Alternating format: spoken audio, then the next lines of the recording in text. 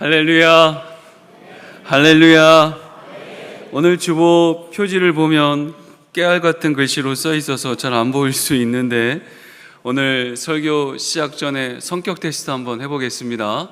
저기 앞에 화면에 크게 글씨가 나오니까 이거에 해당되는 거 여러분 손가락으로 세시면 됩니다.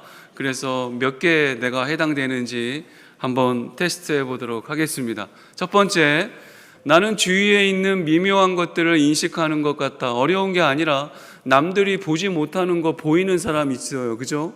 뭐 변하는 거 잘 못 느끼는데 잘 캐치하고, 남들이 보지 못하는 걸 보는 사람 손가락 접어야 돼요. 그 다음에 두 번째, 다른 사람들의 기분에 영향을 받는다. 주변 사람들, 내 옆에 있는 사람들이 우울하면 나도 우울하고, 좋으면 좋고 영향받는 사람 손가락 좀 접어주시기 바랍니다. 세 번째, 통증에 매우 민감하다. 그러니까 아픈 구석, 너무 아파 너무 아파. 남들은 이 정도 아닌데 괜히 많이 아프신 분들 손가락 접으시기를 바랍니다. 네 번째, 바쁘게 보낸 날은 침대나 어두운 방 또는 혼자 있을 수 있는 장소로 숨어 들어가 자극을 진정시킬 필요가 있다. 여보, 나 가만히 좀 놔둬. 나 오늘 피곤하니까 나 좀 방에 좀 쉴게. 나한테 말 걸지 마. 오늘은 나 휴가야. 라고 얘기 종종 하시는 분들 손가락 접으십시오. 자기 것 접어야지 부인 것, 남편 것 접는 거 아닙니다. 그래서 지금까지 4번 했습니다. 5번 보겠습니다. 카페인에 특히 민감하다. 그래서 뭐 저녁 되면 오후에 커피 먹으면 잠 못 자시는 분들 손가락 접으시기를 바랍니다. 여섯 번째, 밝은 빛, 강한 냄새, 사이렌 소리 같은 것들, 이 자극적인 것들에 쉽게 피곤해진다. 누가 이런 거 있어요? 아니, 이런 거에 피곤하지 않은 사람이 있어? 있어요. 아니, 이런 거에 피곤해? 그런 사람도 있어요. 자, 이게 성격 차이입니다. 기질 차이예요.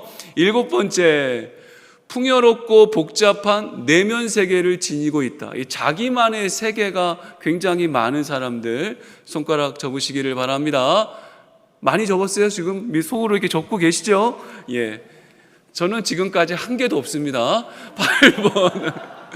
8번, 큰 소리에 불편해진다. 예, 작게 얘기하겠습니다. 그 설교도 목소리 크면 싫어하시는 분들 계십니다. 그래서 어쩌다가 저도 이제 설교에 대해서 듣는 분들이 유튜브로 설교 켜놓고 듣다가 깜짝깜짝 놀란다고, 목사님 갑자기 화내신다고, 왜 저렇게 목사님 화내신다고. 그건 저의 목소리의 문제가 아니라 성격이 좀 다른 겁니다. 9번째 보겠습니다. 미술이나 음악에 깊은 감동을 받는다. 임영웅 좋아하고 이런 분들 다 접으셔야 됩니다. 미술이나 음악에 누군가를 좋아하고 미술, 음악 좋아하시는 분들, 이거 다 좋아하는 거 아닙니다. 그렇게 대충 좋아하지 막 좋아하는 사람, 특별한 사람들입니다. 10번째, 양심적이다. 저도 이걸 접을까 말까 고민했는데 저는 양심적으로 살려고 할 뿐이지 양심적이지는 않은 것 같더라고요. 그래서 저절로 양심적인 사람이 있어요. 양심적으로 살지 않으면 막 불편하고 힘든 사람이 있어요. 손해보는 거 뻔히 알아도 양심적으로 사는 사람들만 접는 거예요. 괜히 착각하지 마세요. 11번째, 깜짝깜짝 놀란다. 깜짝깜짝 놀란다. 뭘 이렇게 놀라? 이게 성격 차이예요. 성격. 이 기질 차이가 있는 거예요. 이런 사람이 있습니다. 12번째, 짧은 시간 안에 많은 일을 해야 할 때 당황하는 사람 있습니다. 그 해당되신 분들은 접으세요. 13번째, 사람들이 불편해할 때 어떻게 하면 좀 더 편안하게 해줄 수 있는지 안다. 다른 사람이 불편한 거 금방 캐치하고 이 사람이 어떻게 하면 불편하게 하지 않을 수 있는지를 아는 사람이 있어요. 여러분, 전혀 모르는 사람이 있고 알아도 해결이 안 되는 사람이 있어요. 이건 뭐 문제가 있는 게 아니라 성격 차이입니다. 14번째, 사람들이 한 번에 너무 많은 것을 요구하면 짜증이 난다. 이런 사람 있군요. 그게 뭐 그렇게 짜증낼 일이에요. 안 하면 되는 거지. 그걸 뭘 요구한다고 짜증을 내고 있어요. 근데 짜증을 내요. 너무 힘드니까. 15번째, 실수를 저지르거나 뭔가 잊어버리지 않으려고 노력한다. 왜 저렇게 사는지를 모르겠네. 그냥 실수 저지르면 되지, 뭐 잊어버리면 되지, 생각나겠지. 저는 그렇게 생각하는데 그렇지 않은 분들이 있나 봐요. 16번째, 폭력적인 영화와 TV 장면을 애써 피한다. 폭력 영화 아주 시원할 때가 있죠. 17번째, 주변에서 많은 일들이 일어나고 있을 때 그냥 괜히 긴장하는 거예요. 괜히 긴장이 돼요. 저걸 왜 긴장하는데? 자기 일도 아니고 주변의 일인데 긴장하는 분들이 있어요. 있다네요. 18번째, 배가 아주 고프면 강한 내부 반응이 일어나서 주의 집중이 안 되고 기분 또한 저하된다. 그런 사람 있지 않습니까? 날씬하건 뚱뚱하건 상관없이 배고프면 굉장히 기분 다운되시는 분들이 있습니다. 이거는 뭐 먹성이 좋아서가 아니라 기질 차이입니다. 기질 차이. 19번째, 생활의 변화에 의해 동요된다. 뭐 하나만 바꿔도 불편하신 분들이 계십니다. 잠자리만 바뀌어도 불편한 거 있잖아요. 너무 힘들어하는 사람들이 있습니다. 그런 사람들 손가락 접으시고, 20번째, 섬세하고 미묘하다는 것은 다른 사람들이 보지 못할 정도로 작은 거, 그 미묘한 향기, 맛, 소리, 예술 작품을 감상하고 즐긴다. 뭐 꽃향기 아무리 맡아도 안 나는데 미묘한 꽃향기를 맡는 분들이 있습니다. 21번째, 내 생활을 정돈해서 소란스럽거나 당황하게 되는 상황을 피하는 것을 삶의 우선으로 한다. 그래서 막 정리를 해놓는 거예요. 정리한 게 중요한 게 아니라 무슨 일이 있었을 때 뭘 찾지 못하고 혼란스러우면 본인이 너무 힘드니까 일단 정리부터 하시는 분들 있다네요. 22번째, 경쟁을 해야 한다거나 무슨 일을 할 때 누가 지켜보고 있으면 불안하고 소심해져서 평소보다 훨씬 못하는 사람. 이게 마음이 약해서가 아니라 성격이 이런 게 있다네요. 23번째, 어렸을 때 부모님과 선생님들은 내가 민감하거나 숙기가 없다고 생각하는 것 같다. 자, 23개입니다. 지금까지 23개 중에서 기준이 몇 개냐면 13개입니다. 13개 이상의 사람들은 예민한 사람들이에요. 저는 몇 번을 다시 해봤는데 빵개입니다. 아유, 나는 왜 이 모양 이 꼴인지 진짜. 제가 책 한 권을 봤는데 이 책에 이런 내용이 나와 있어요. 책 제목이 이렇습니다. 나는 왜 남들보다 쉽게 지칠까? 이게 성격 탓이라는 거예요.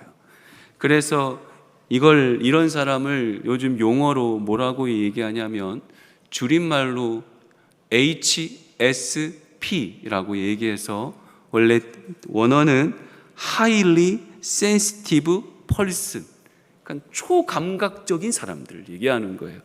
그래서 매우 예민한 사람들인데, 이 책을 쓴 사람은 자기가 이 검사를 해봤을 때 자기는 23개에 해당된다는 거예요.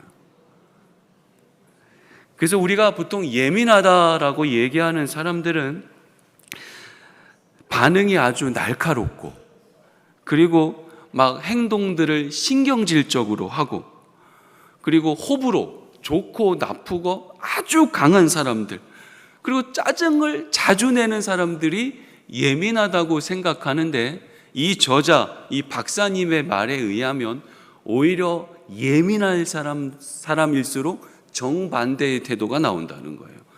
이 진짜 예민한 사람들은 늘 상대에게 맞춰주고, 진짜 예민한 사람들은 갈등을 만들지 않기 위해 길을 쓰기 위해 노력하는 거예요. 그냥 갈등을 못 견디는 거예요. 싸우는 걸 못 견디는 거예요. 그래서 조심조심하고 상대방의 기분이 나쁘지 않으려고 최선을 다해서 하고 싶은 말도 꼭 참고, 이게 초예민한 사람이라는 거예요. 남에게 폐가 되는 행동을 절대로 하지 않는 거예요. 아니 좀 패를 주고 살아야지 어떻게 패를 안 하고 사냐. 이게 초예민한 사람들이에요. 그래서 이런 사람들의 오히려 특징은 너무나 놀랍게도 묻어내요. 다 괜찮아요. 묻어나고 둥글둥글한 사람이라고 주변에 있는 사람들이 오해를 한다는 거예요. 그래서 문제가 뭐냐면 이 예민한 사람들은 자기가 예민한지도 모른대요. 자기는 그냥 묻어나고 그냥 둥글둥글하게 사는 사람인 줄 아는데 실제로는 너무 예민해서 갈등을 겪는 게 싫고 내가 조금만 잘못해도 이 사람이 불편해할 것을 알고 그 불편해하는 감정들을 못 견뎌 하니까 자기가 스스로 노력을 한다는 거예요. 그래서 사는 게 너무 힘들어요. 이주호 목사 몇 개라고 했지? 줄여서 19개예요. 저 사람 사는 게 힘든 사람인 거예요. 빵개인 목사하고 같이 있으니까 얼마나 힘들겠어요. 이런 사람들의 마지막 특징이 뭐냐면 번아웃이 온대요. 그냥 에너지가 다 소모되는 거야. 번아웃이 와요. 그리고 심각해지면 어떡하냐면 이런 둥글둥글하고 묻어난 사람들이 우울증과 불안장애까지 올 수 있대요. 막 신경질 내고 화나고 막 이런 사람들은 괜찮아요.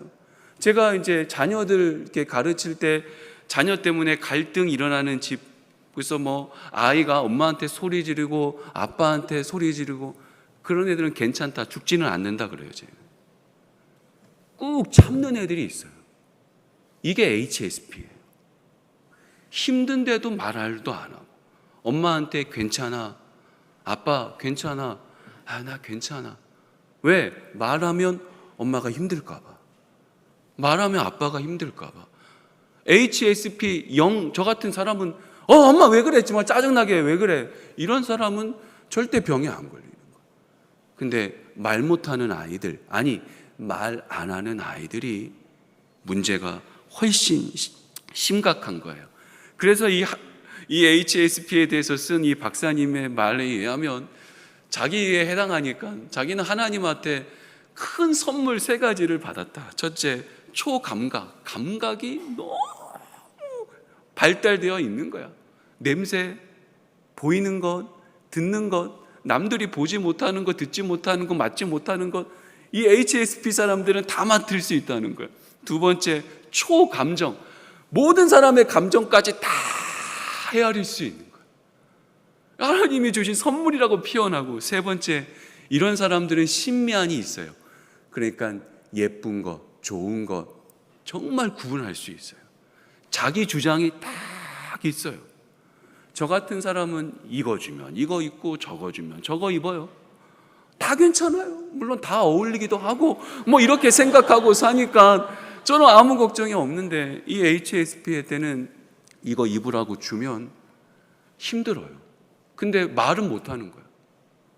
아유, 내가 이걸 사줬는데 안 입으면 저 사람이 상처 입을 것 같고 막 입기 싫은데 막 억지로 입고 거울 볼 때마다 짜증나고 이거 안 이쁜 거야, 안 이쁜 거야.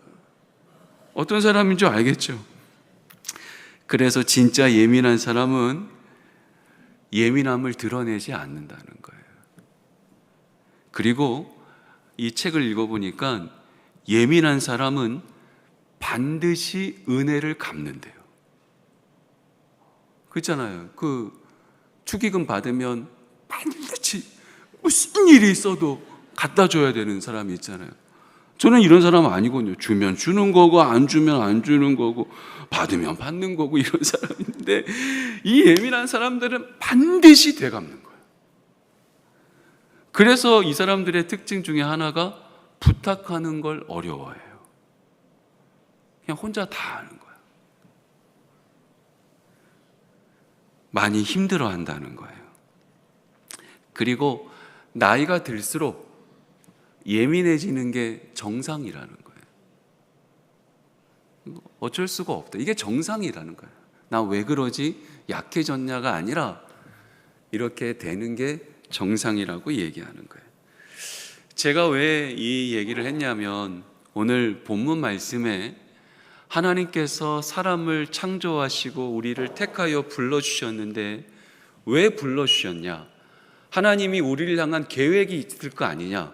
그 계획이 뭐냐면 그 아들의 형상을 본받게 하기 위해서, 그러니까 예수님처럼 살게 하기 위해서, 예수님처럼 되게 하기 위해서 하나님이 우리를 택하여 불러주시고 모든 일에 계획을 세우시고 일하신다는 거예요.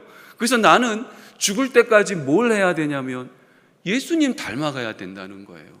그래야지 하나님의 계획대로 움직여지는 것이지, 하나님 예수님 닮아가지 않고 나 닮아가면 계속 부닥치고 삐걱거리고 문제가 생기고 아버지의 뜻과 아들의 뜻이 달리면 부닥치는 것처럼 하나님의 뜻과 하찮은 인간의 뜻이 달라지면 왜 안 부딪히겠어요? 반드시 부딪히거든요. 그래서 우리 마음을 하나님한테 맞춰야지, 하나님이 우리에게 나쁜 거 시키겠어요? 그냥 하나님의 뜻에 맞추면 되는데, 이 중에 하나가 뭐냐면 예수님을 닮아가는 건데, 제가 이 책을 읽으면서 느껴지는 것이 우리 예수님은 아무리 봐도 HSP 같은 거예요. 예수님은 초감각일 거 아니에요. 누구보다 예민할 거 아니에요. 성경을 읽어보면 사람들이 생각하는 마음까지도 다 읽으셨으니까. 그 주변에 서 있는 사람들이 예수님에 대해서 욕하는 것까지, 나쁜 마음을 갖고 있는 것까지 예수님은 속마음도 다 읽었으니까 그게 얼마나 힘들었겠어요. 근데 예수님은 힘들다고 말 한마디도 하지 않았어요. 그 예전에 대통령 하시던 분이 아우 대통령 너무 힘들다, 때려치우고 싶다, 그런 말 할 수 있잖아요. 대통령 힘드니까. 우리 예수님이 하나님의 아들로 이 땅 가운데 구세주로 살아가는 것이 얼마나 힘들겠어요. 예수님이 말 한마디 안 하고 겨우 겟세마네 동산에서 울며 기도한 것밖에 없잖아요. 하나님 앞에 와서 기도한 것밖에 없지, 사람들이 힘들어할까 봐 말 한마디 꺼내지 않잖아요. 이거 완전히 초예민한 사람 아니겠어요? 근데 하나님이 예수님을 닮아가게 나한테 계획을 세웠다는데, 이 책을 읽어보니까 이거 안 바뀐대요. 안 된대요. 내가 예민해지려고 한다고 예민해지는 것도 아니고, 그냥 둔감하게 살려고 한다고 둔감해지는 게 아니라는 거예요. 이거 인정하고 살아가야지. 내 옆에 있는 남편 안 바뀐다는 거예요. 아내 예민하잖아요. 안 바뀐다는 거예요. 우리 아이 초예민해. 안 바뀐다는 거예요. 맞춰 살아야지.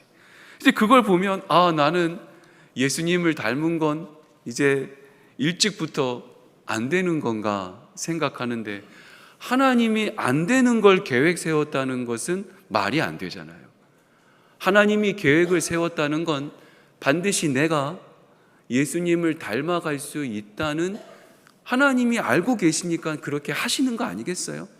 그렇다면 닮아간다는 것은 기질이 닮아가는 게 아니고 성격이 닮아가는 것이 아니구나. 그러면 예수님을 닮아간다는 건 뭘까? 그 말씀을 묵상하고 찾았어요. 예수님을 닮아간다는 건 참 많죠. 그래서 제가 오늘 딱 2가지만 얘기하는데, 첫째, 닮아간다는 건 여러분 알잖아요. 닮아간다는 건 사랑하는 거예요. 오래 사랑하면 닮아가요. 하나님이 나를 향한 계획은 예수님을 닮아가는 김할 목사가 되기를 원하시는데, 그 계획의 한켠에 세운 것이 김할, 너는 오래 나를 사랑해라. 오래오래 예수를 사랑해라. 그러면 너는 닮아갈 것이다. 제가 우리 교인들을 보면 이 부부들을 이렇게 보잖아요. 여러분도 한번 보세요. 잘 보면 남매 같아요. 그런 분들이 꽤 있어요. 자세히 보면 하나도 안 닮았는데 이렇게 보면 닮았어요. 왜 그럴까 오래 사랑하면 그런 거예요. 닮아가게 되어져 있는 거예요. 어제 제가 우리 홍 집사님, 현 권사님 그 딸 표이 결혼식 주례하고 왔는데 주례 이렇게 얘기했습니다. 주례 본문을 창세기 28장 15절 말씀, 그 야곱이 돌베개 베고 자고 있다가 하나님이 야곱한테 찾아와서 야곱을 깨우고 이 꿈에 약속을 주잖아요. 이 약속의 말씀인데, 내가 너와 함께 있어 내가 어디를 가든지 너를 지키며 너를 이끌어 이 땅으로 돌아오게 할지라. 내가 너에게 허락한 것을 다 이루기까지 나는 너를 떠나지 아니하니라. 하나님이 야곱을 사랑해서 세 가지의 약속을 주었다. 첫째, 함께 있을 것이다. 둘째, 네가 어디를 가든지 너를 지킬 것이다. 셋째, 너를 떠나지 아니할 것이다. 이 세 가지의 약속을 신랑 신부에게 우리 같이 하자 그랬어요. 하나님이 어려움 당한 한 청년을 향하여 사랑의 약속을 한 것처럼 오늘 두 사람이 부부가 되는데 우리 이 세 가지 약속하자. 첫째, 함께 있을 것이다. 이제 부부의 기본값은 함께 있는 것이다. 만약에 혼자 하게 된다면, 만약에 혼자 있게 둔다면 반드시 말을 할 때 이렇게 말하자. 미안한데 이번에는 내가 혼자 갔다 와야겠어. 미안한데 당신 혼자 해야겠어. 이것이 부부의 약속이 되었으면 좋겠다. 부부란 함께 있는 것이다. 두 번째, 어디를 가든지 너를 지킬 것이다. 사람은 다 지킬 수 없잖아요. 그래서 어디를 가든지를 우리의 사랑의 약속으로 받을 때 내가 이해를 하지 못해도 네가 가는 곳을 내가 따라가겠다. 내가 용납이 안 돼도 틀린 길이라 할지라도 네가 가고자 하면 내가 가겠다. 그래서 부부의 사랑의 약속은 이해하지 못해도 함께 갈 것인데, 너를 지킨다는 것은 우리는 전능하신 하나님이 아니니까 온전하게 지킬 수 없고, 지킨다고 약속하는 건 거짓과 같은 것이죠. 그러나 우리가 너를 지킨다는 말을 우리의 지금의 약속을 한다면, 내가 이해하지 못해도 네가 어딜 가든지 무슨 일을 하든지 나는 네 편이 되어줄 거야. 너 편이 되어줄 거야. 그래서 제가 당부하기를, 부모하고 부부가 있을 때 이 갈등이 일어나면 무조건 부부 편을 들어라. 자녀하고 부모하고 갈등이 있을 때 아이 편에 절대 서지 말고 남편 편에 서고 아내 편에 서라. 이게 기본이다. 기초가 흔들리면 아무리 높이 쌓아도 다 무너질 수밖에 없다. 기초가 부부다. 그래서 납득이 안 가도, 이해가 안 돼도 아내와 남편은 무조건 한 편이 되어줘야 된다. 세 번째, 내가 너를 떠나지 않겠다라는 말은 부부 사이는 이혼하지 않겠다는 말로 하지 말고, 내가 무슨 일이 있어도 실망하지 않겠다. 실망하고 있고 이 마음을 갖고 있으면 마음이 떠나가게 되어져 있습니다. 점점 실망이 커지잖아요. 실망한 것 그대로 두고 있으면 무조건 마음이 떠나가게 되어져 있습니다. 마음이 떠나지 않으려면 실망하지 않아야 돼요. 그게 뭐냐면, 이 실망하고 포기하고 싶고 막 힘들어하는 이 마음을 그대로 두지 말고 반드시 치워버려야 돼요. 온 힘을 다해서 이해하고 그럴 수 있다고 생각하고, 내가 노력해야지 서로 노력해서 해결될 일이 아니야. 이것만큼은 내가 노력해. 당신이 나를 실망시키지 말아야지. 이런 거 소용없습니다. 실망시킬 수밖에 없습니다. 근데 그 마음 갖고 있으면 결국 마음이 떠나가게 되어 있습니다. 내가 힘을 다해서 실망한 마음을 내 마음편에 돌처럼 두지 말고 다 치워서 좋은 밭으로 만들어야 된다는 거예요. 우리가 하나님과의 관계 이 세 가지 갖고 사랑하면 함께 있을 것이다. 난 무조건 하나님께 예배하며 살 것이다.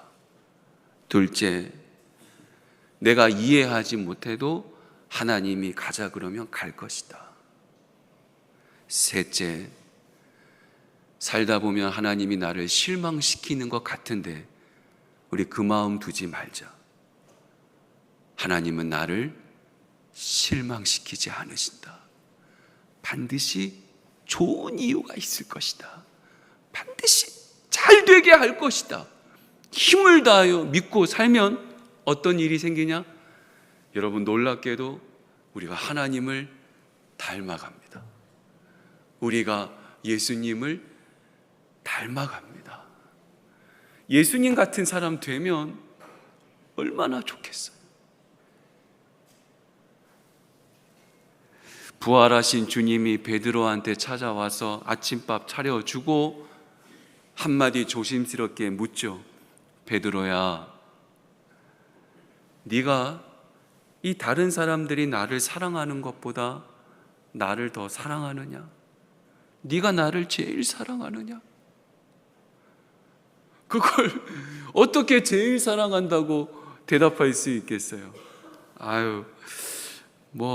제일 사랑하는 거 고민하다가 주님, 그래도 제가 이 사람들보다 주님을 더 좋아하는 건 아시잖아요. 사랑까지는 몰라도 제가 주님 엄청 좋아하는 거 알잖아요. 눈치 없는 예수님이 또 물어보는 거예요. 베드로야, 사랑하느냐? 좋아한다니까요. 많이 좋아해요. 예수님이 마지막에 묻죠. 그래, 그러면 너 나 많이 좋아하느냐? 예, 주님, 좋아합니다. 부활하신 주님이 베드로에게 묻는 거 하나입니다. 성경 공부했느냐? 기도 많이 했느냐? 성경 많이 아느냐? 너 헌금 많이 했느냐? 이런 거 하나도 안 묻습니다. 베드로야, 나 사랑하느냐? 우리의 마음의 방향은 예수 잘 믿으니까 기도 많이 해야지. 저는 기도 별로 안 합니다. 예수 믿으니까 성경 많이 읽고. 목사님, 저 부끄럽습니다. 성경 저 잘 안 읽습니다. 눈도 침침하고 못합니다. 안 해도 됩니다. 그러나 우리가 주님을 사랑은 해야죠. 어떻게? 오래오래. 그냥 당당하게 주님 사랑합니다 이렇게 말할 만큼 사랑하는 사람 잘 없잖아요. 베드로처럼 주님이 나를 사랑하듯이 나는 주님 사랑하지 못하더라도 주님 정말 좋아합니다. 이 마음 갖고 있으면 여러분 어느 날 예수님을 닮아가는 은혜를 누릴 줄로 믿습니다. 우리 옛날에 제가 많이 어렸을 때 불렀던 복음성가인데 한번 불러볼까요? 이 방금 말씀드린 성경 이야기를 배경으로 삼은 노래입니다. 갈릴리 바닷가에서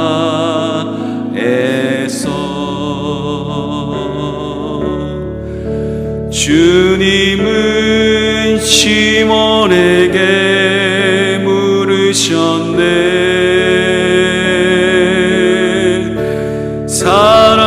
사랑하는 시몬아, 넌 날 사랑하느냐? 오 주님, 당신만이 아십니다. 다시 한번. 갈릴리 바닷가에서 갈릴리 바닷가에서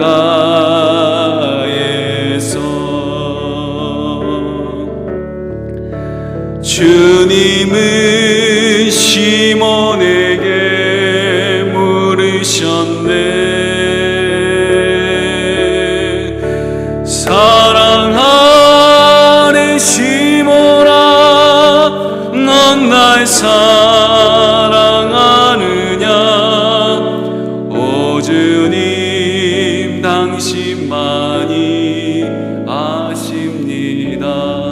제가 이제 이름을 부르니까 해당되는 사람이 일어나서 노래하는 겁니다.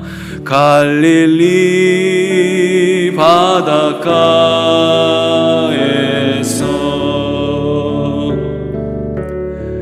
주님은 주원에게 물으셨네. 사랑하는 주원아, 사랑하는 주원아, 넌 날 사랑하느냐.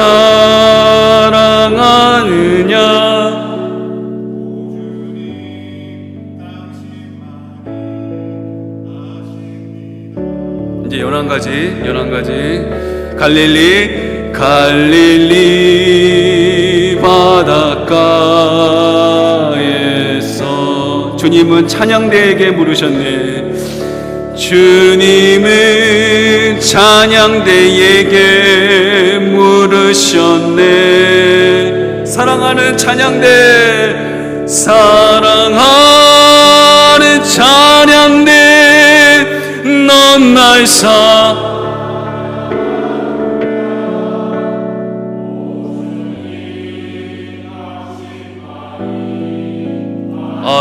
연습한 것처럼 잘하네. 잘했어.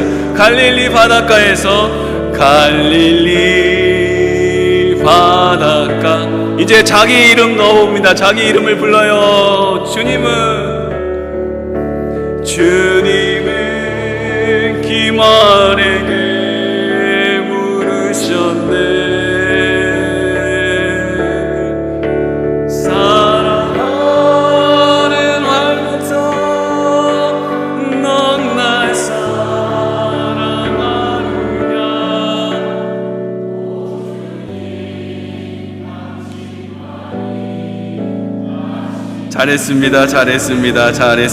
잘했습니다. 아주 잘했습니다.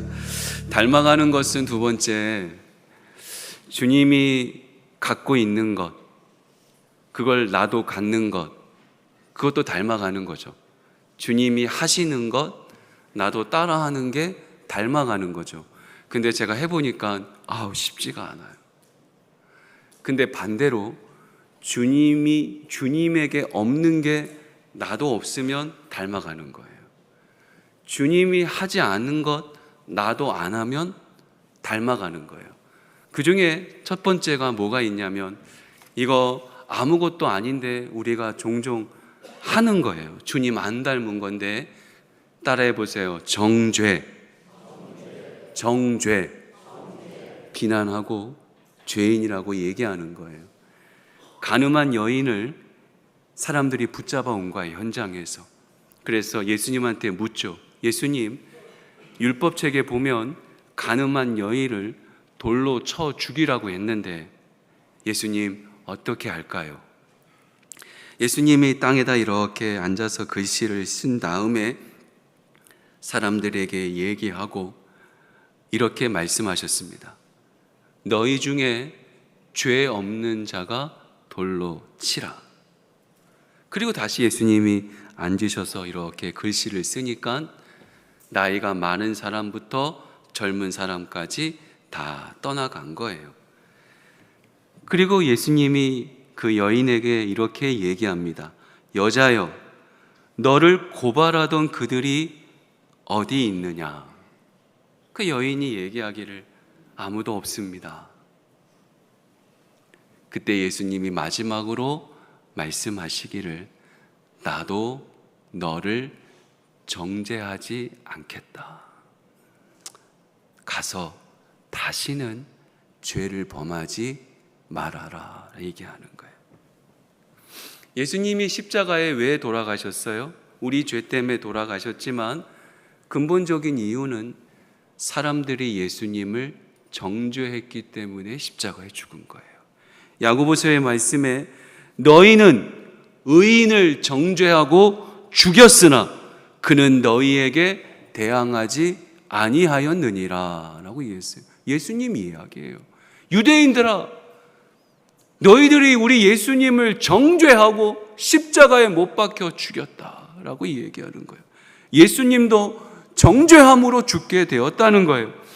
예수님이 우리에게 뭐라고 말씀하셨냐면 누가복음의 말씀에 비판하지 말라. 그리하면 너희가 비판을 받지 않을 것이요. 정죄하지 말라. 그리하면 너희가 정죄를 받지 않을 것이요. 용서하라. 그리하면 너희가 용서를 받을 것이요. 비판하지 말라. 정죄하지 마라. 용서하라. 영적으로나 정신적으로 철이 들면 깨닫는 것이 하나 있는데, 우리의 인생에 용서가 필요하구나. 이걸 깨닫는 자가 철든 사람입니다. 영적으로나 정신적으로도 철들려면 용서가 필요하구나. 내가 지금까지 참 많은 용서를 받고 살았구나. 저도 철드니까 아버지 어머니가 나를 용서한 것들이 너무 많이 떠오르는 거예요. 나 용서받고 살았구나. 우리의 인생에 반드시 용서가 필요하구나. 용서하려면 어디서부터 시작해야 되냐면 비판하지 않아야 돼요. 비판이 커지면 정죄하게 되어 있고, 결국 정죄한 사람의 결말은 용서하지 못하는 자로 살아가는 거예요. 그것만큼 불행한 사람이 어디 있어요? 누군가를 용서하지 못한다는 것은 미워하는 거니까 그것만큼 불쌍한 인생이 없어요. 주님은 정죄하지 않았어요. 우리에게도 정죄가 없어야 된다는 거예요. 사랑하고 이해하는 것에 마음을 두고 머리를 써야지. 그게 멋진 것이지. 정죄하지 말고 비판하지 말고 주님 닮아가고 용서하며 살아가야지. 그게 멋진 거 아니겠습니까? 마태복음 12장 7절 말씀에 예수님이 사람들에게 뭐라고 얘기했냐면, 안식일에 예수님의 제자들이 배가 고파가지고 밀밭 사이로 지나다가 이삭을 꺼내가지고 손으로 비벼서 이거 조금 배 허기진 거 채웠거든요. 바리새인들이 이걸 보고 이게 무슨 짓이냐고, 어떻게 안식일 날 추수를 해가지고 밥을 먹냐고, 아니 밀 이삭 이렇게 비벼가지고 먹는 게 무슨 추수며 그게 뭐가 배부르겠냐며 막 예수님한테 따지니까 예수님이 이렇게 말씀하셨어요. 나는 자비를 원하고 제사를 원하지 아니한다. 좀 자비롭게 살아라. 흠없이 완벽하게 사는 것 말고 좀 자비를 베풀어라. 너희가 이걸 알았더라면 무죄한 자를 정죄하지 아니하였느니라. 이 율법이 몇 년 된 율법이냐면 1000년 된 율법이에요. 1000년 동안 이 일로 정죄했어요. 1000년 동안 이것은 옳고 이것은 그르다고 판단한 건데 1000년이 지나서 예수님이 알려주는 거예요. 그거 아니다. 네가 옳다고 생각하는 것 틀렸다라는 거예요. 정죄하지 말라는 거예요. 우리 부모된 입장에서 생각해 봐요. 어떤 가족은, 어떤 부모는 복을 받아서 내가 생각하고 선택한 길이 옳은 길이라고 생각할 수 있지만 하늘에서 보면 아무것도 아닐 수 있을 거예요. 우리 아들이 연봉이 1억이야. 그거 엄마 때문이라고 생각할 수 있겠죠. 내가 족쳐가지고 이 정도 받는 거야. 하나님 보시기엔 비웃을 수 있는 거야. 얘 가만히 놔두면 10억 받을 낸데 엄마가 족쳐서 겨우 1억 받고 사는 거야. 안 그러겠어요? 공부 열심히 해가지고 좋은 기업 들어가서 열심히 일하고 사는 게 우리가 최고라고 생각했는데 이제 돈 어마어마하게 버는 사람들 말도 안 되게. 누가복음 6장 말씀, 여러 번 들은 말씀입니다. 어찌하여 형제의 눈 속에 있는 티는 보고 내 눈 속에 있는 들보는 깨닫지 못하느냐? 너는 내 눈 속에 있는 들보를 보지 못하면서 어찌하여 형제에게 말하기를 형제여 나로 내 눈 속에 있는 티를 빼게 하라 할 수 있느냐? 외식하는 자여 먼저 내 눈 속에서 들보를 빼라. 그 후에야 내가 밝히 보고 형제의 눈 속에 있는 티를 빼리라. 아멘. 사랑하는 성도 여러분, 하나님이 우리를 향하여 세우신 계획은 예수 닮아가는 것입니다.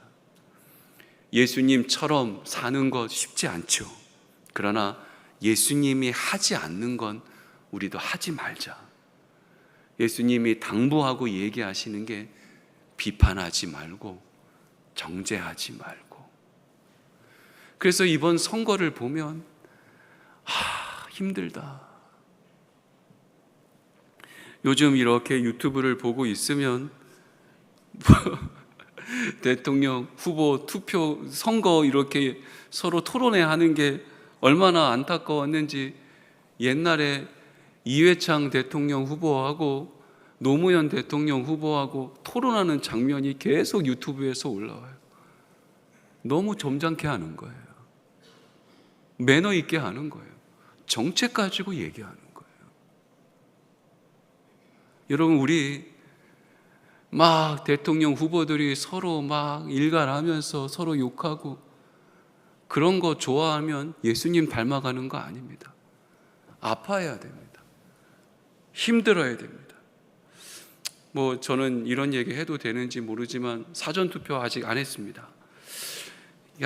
이거 진짜 투표는 해야 되는데 해야 될까 말아야 될까 고민인데, 앉아서 생각해 보니까 이런 법이 생겼으면 좋겠다. 그냥 1번, 2번, 둘 중에 3번, 셋 중에 찍기 싫은 사람은 5번 찍어라. 그러면 다 바꾸는 걸로, 싹 바꾸는 걸로. 이 사람도 마음에 안 들고 저 사람도 마음에 안 들면, 이 당도 마음에 안 들고 저 당도 마음에 안 들면, 그 국민이 한 40% 이상 되면 싹 바꾸자. 이제 당 이름으로 뭘 못하게 하자. 이런 걸 하고 싶은데 하겠냐고, 당이, 국회의원들이 그걸 하겠냐고. 어렵지만, 어떻게 나라가 갈지 모르지만 하나님이 늘 도와주셨다. 더 어렵고 힘든 상황에서도 우리 믿는 자들이 깨어 기도하면 일어날 줄로 믿습니다. 마지막에 우리 예수님에게 없는 게 딱 하나가 있는데 멈추지를 않아요. 죽을 때까지. 잘 들으세요, 여러분. 예수님 닮아가는 건 멈추지 않는 거예요.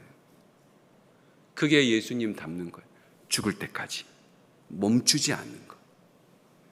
내가 은퇴했다고 예수님 닮아가는 거 멈추면 안 돼요. 사는 거 멈추면 안 돼요. 우리는 멈추지 않아야 돼요. 예수님은 뭘 멈추지 않았느냐? 십자가에 매달려 있으면서 한 것이 있어요. 끝까지 한 거예요. 첫째, 용서하는 것. 죽을 때까지 멈추지 않은 거예요. 십자가에 이렇게 매달려 있는데, 죽어가고 있는데, 이 로마 군인들이 예수님한테 막 찔러대고 못질하고 예수님 옷 가지고 장난치고 제비뽑기 해서 너 가져라 너 가져라, 겉옷은 잘라가지고 나눠 가지고 속옷은 제비 뽑아서 한 사람이 다 가져가고, 이런 짓을 하고 있을 때 예수님이 뭐라 그랬냐면, 하나님, 저들의 죄를 용서하여 주옵소서. 저들이 하는 짓을 알지 못해서 그렇습니다. 예수님은 용서하는 것을 멈추지 않았어요. 예수님은 십자가에서도 전도했잖아요. 죽을 때까지 전도한 거야. 옆에 있는 강도가 옆에 있는 강도가 예수님한테 그랬잖아요. 저도 천국 가고 싶다고. 가자. 오늘 네가 나와 함께 낙원에 있을 것이다. 죽으면서, 피 흘리면서 가장 초라한 모습으로 뭐 했어요? 전도했어요. 나 지금 나도 아파. 잠깐 나중에 얘기해. 내가 가서 너 돌볼게. 이런 게 아니라 우리 예수님은 죽을 때까지 전도하신 거예요. 세 번째, 예수님은 죽을 때까지 돌보셨어요. 십자가에서 어머니 마리아가 오니까, 어머니, 이젠 제가 아들이 아니라 이 옆에 있는 제 제자가 당신의 아들입니다. 제자여, 이제부터 나의 어머니가 너의 어머니니까 우리 어머니 잘 돌봐줘. 예수님은 십자가에서 고통받으면서 마지막까지, 끝까지 가정을 돌봤어요. 이게 예수님 닮은 사람인 거예요. 저희 어머니 호스피스 병실에 누워 계시면서도 제가 하루 종일 교회 근무하다가 퇴근할 때 어머니한테 잠시 들리면 자기 막 마약 같은 거 맞으면서 겨우겨우 버티고 있는 분이, 밥 한 끼 잘 못 먹고 버티시던 분이 저를 보더니 하시는 말이 첫 마디가 뭔지 압니까? 밥 먹었니? 하는 거예요. 그게 예수 닮은 사람이죠. 어머니에게서 예수가 보이는 거예요. 아들, 얼른 집에 가라. 집에 가서 밥 먹어라. 우리 어머니 간호하고 있던 아내한테도 이제 얼른 가라. 가서 남편 밥 줘라. 그러신 거예요. 죽을 때까지 돌보는 거예요. 마지막으로 예수님이 십자가에서 한 것 중에 기억나는 게 아람어로 이렇게 말씀하셨죠. 엘리 엘리 라마 사박다니, 나의 하나님 나의 하나님 어찌하여 나를 버리시나이까. 예수님이 멈추지 않은 것이 뭐냐면 죽을 때까지 기도하셨어요. 죽을 때까지 기도해야 되는 거예요. 이게 예수님 닮은 거예요. 우리에겐 멈춤이 없어요. 사랑하는 성도 여러분, 우리 예수님처럼 정죄하지 말고, 예수님처럼 멈추지 말고 끝까지 감당해서 하나님의 뜻을 이루어가는 복된 성도의 삶을 사시기를 축복합니다. 기도하겠습니다. 하나님, 저희들 고집 부리지 않겠습니다. 주님 닮아가도록 노력하겠습니다. 주님이 정죄하지 않은 것처럼 우리도 비판하거나 정죄하지 않고 그렇게 살아가겠습니다. 용서하는 사람 다 용서하며 살 수 있도록 우리를 허락하여 주옵소서. 끝까지 멈추지 않겠습니다. 죽는 그날까지 멈춤 없는 예수님처럼 우리도 멈추지 않고 살아가겠습니다. 예수님의 이름으로 기도드리옵나이다. 아멘.